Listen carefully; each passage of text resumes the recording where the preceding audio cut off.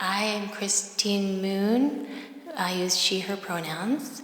And we're here with one of my good friends, and I'll allow them to introduce themselves and where you work.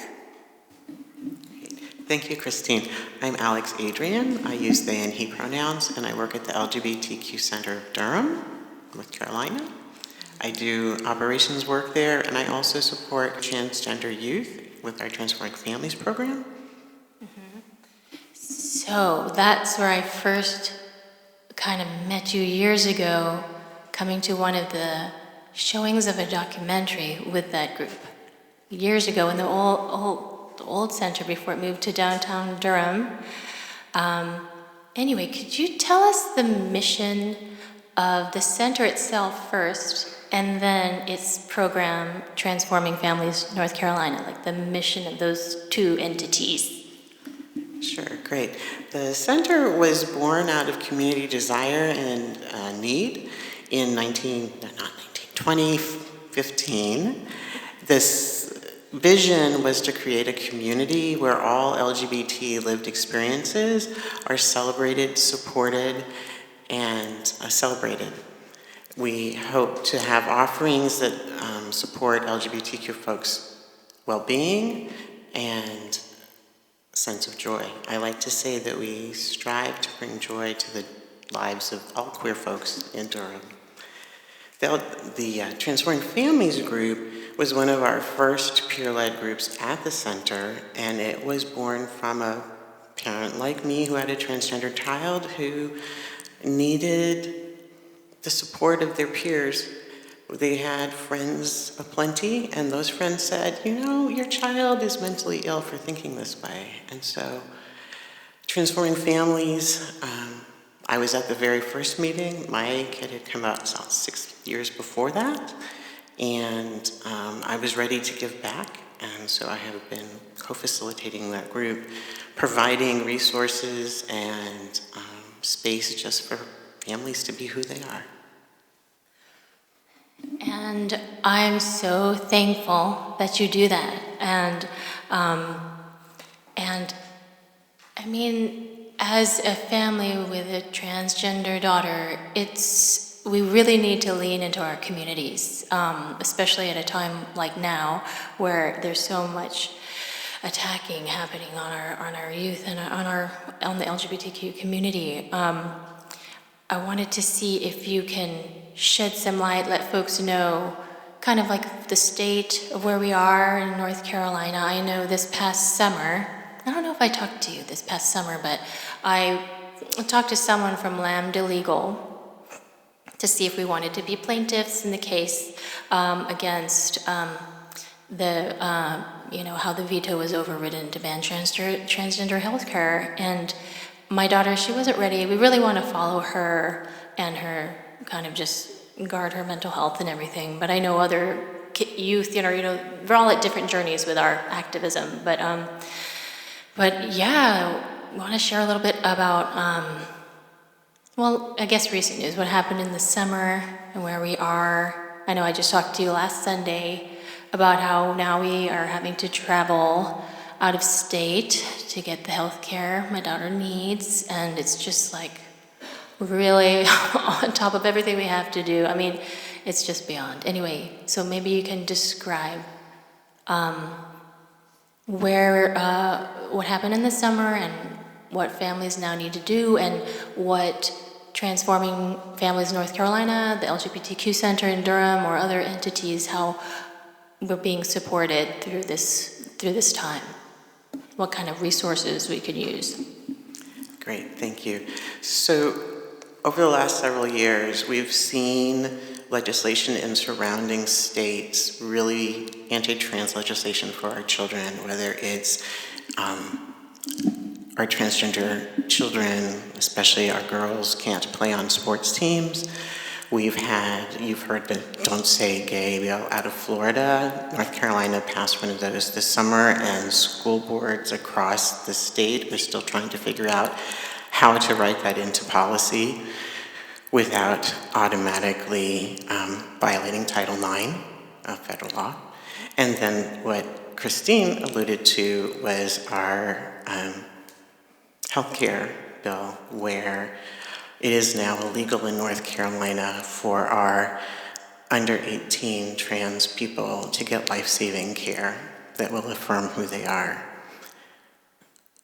So there are organizations within North Carolina, like Transforming Families and Equality NC, and across the South, like Campaign for Southern Equality, who are helping to fight that. And like Kristine said, Lambda Legal, ACLU, the National Center for Lesbian Rights. There are several organizations that you can support in this fight to help our kiddos be who they are.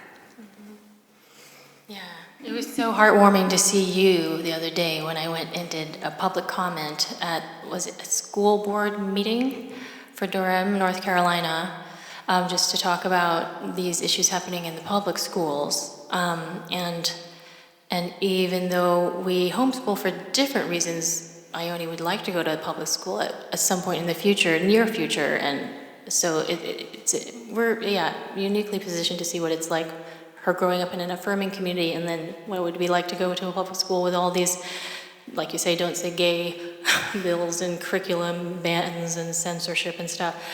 And my background is in education, and I helped found a charter school here years ago named after Ann Atwater, the activist, African-American activist that helped with integrating schools here in Durham and helped convert like a KKK leader, I think his name was CK something, I can't remember his name, I'm sorry.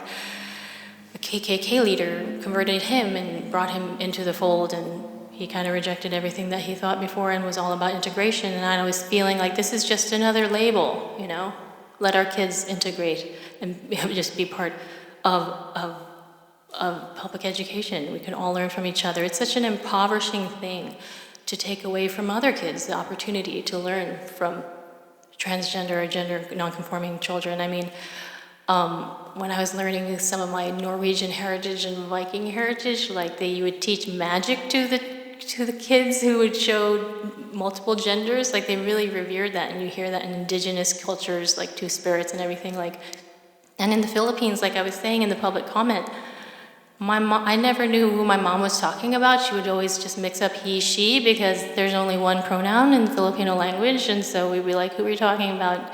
The whole he, she program, like it was so, gave her a headache, because there's just one pronoun, it's siya, and it's not like in the Philippines, it's a very still a natural thing there. Like my parents went to prestigious universities taught by transgender professors. I mean, it's like, so to me, this is just like, yeah, so we have a lot of work to do, and speaking of things to do, what can people in their personal lives, like on a daily basis, what can they do with their personal habits to help support our LGBTQ youth and community every day?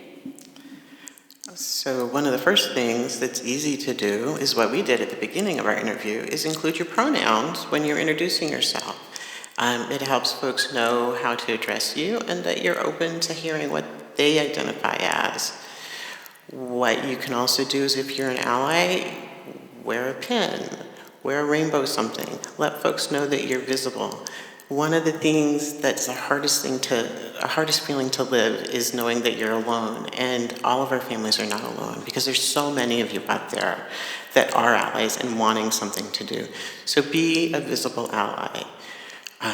Support your local LGBTQ center, support your kids' GSA in their school or their Rainbow Club in elementary school. These are places where you can provide funding or assistance physically. We talk about schools a lot because that's where kids are. So school boards are really important. Every local county has a school board. Pay attention to what's on the agenda and pay attention to who we're putting on those school boards. Across the country, the conservative folks are putting folks on school boards that are writing policies that harm our kids. We can change that one vote at a time. Absolutely. We need the votes, we need the votes. And then last but not least, how do we spread trans joy also? I mean, I don't know, I just want to party all the time. to counteract all the stuff? That's a funny question. It is a funny question because where I find trans joy almost daily is in our online Transforming Families community, because what I see there is that our kids are swimmers and they're artists and they're spelling bee winners and they have joy everywhere in their lives. And it's not because they're trans and it's not because they're not trans. It's because they're kids and they're finding the joy. There are spaces where kids can go, like the LGBTQ Center, where they can be among friends and be themselves. And that, again, is true of GSAs in schools and some other spaces across the state. But really, that trans joy is letting them be who they are. Absolutely, yeah. My daughter's doing gymnastics everywhere and just drawing all the time. She loves marine biology. She just is, there's so much more to them than, what, political football they're trying to make of it all. So I so appreciate you coming today. All right, thank you. Let's have a round of applause for the wonderful Alix. Thank you so much.